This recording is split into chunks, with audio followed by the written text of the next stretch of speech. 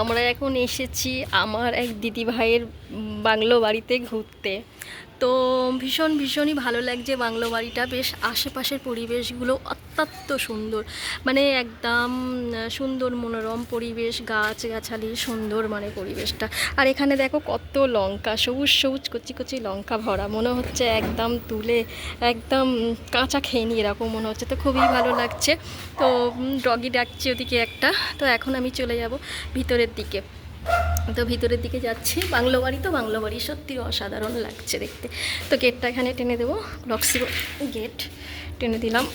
যেহেতু অনেক দিন পর আসছে, তো ওই জন্য একটু গেটটা শক্ত হয়ে গেছে। তো আমি এখন মানে চলে যাব ওপরের দিকে।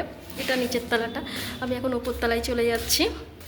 তো খুবই মজা লাগছে এসে। বাংলা বাড়িতে থাকে কলকাতায়, আর এখানে বাংলা বাড়িতে ঘুরতে এসেছি। এরকম একটা বাংলা বাড়ি থাকলে সত্যি খুবই ভালো লাগে, খুবই মজা লাগে। তো এখন চলে যাব উপরে, উপরের দিকে চলে যাচ্ছি।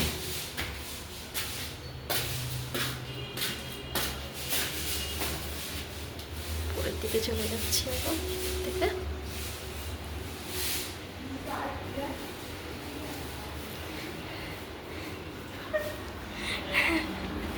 তো এইদিকে একটা রুম আছে, চলে আসলাম। না, এই দিক দিয়ে যেতে পারবো না, এটা দিয়েই যাই। কমপ্লিট হয়ে গেছে তোমার ফল কাটা? আচ্ছা আচ্ছা। তো এইদিকেও কিছু বাজার করে নিয়ে এসছে, পিকনিক করবে।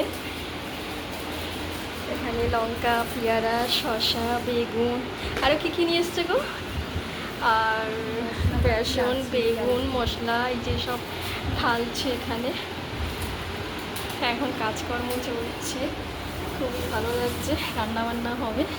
তো এই একটা রুম এখানে রেডি হয়ে গেছে। আর ওইখানে দেখো আমার মেয়ে পড়াশোনা করছে, দেখো বোর্ডের মধ্যে। এখানে পড়াশোনা অলরেডি শুরু হবে, তো সেখানে এসেছি আমরা। এখানে একটা ক্লাস হবে, তো আমার মেয়ে ক্লাস করা শুরু করে দিয়েছে। তো খুবই ভালো লাগছে বাংলো বাড়িটা, অসাধারণ লাগছে। মনটা ভীষণ ভালো লাগছে আজকে এসে। জাস্ট পরিবেশ, মানে কলকাতায় চার দেওয়ালের মধ্যে থাকি, তো এরকম একটা পরিবেশ ভীষণ ভালো লাগছে। এখানে ফল কাটা রেডি, এবারে খাওয়া দাওয়া হবে, তারপরে রান্নাবান্না শুরু।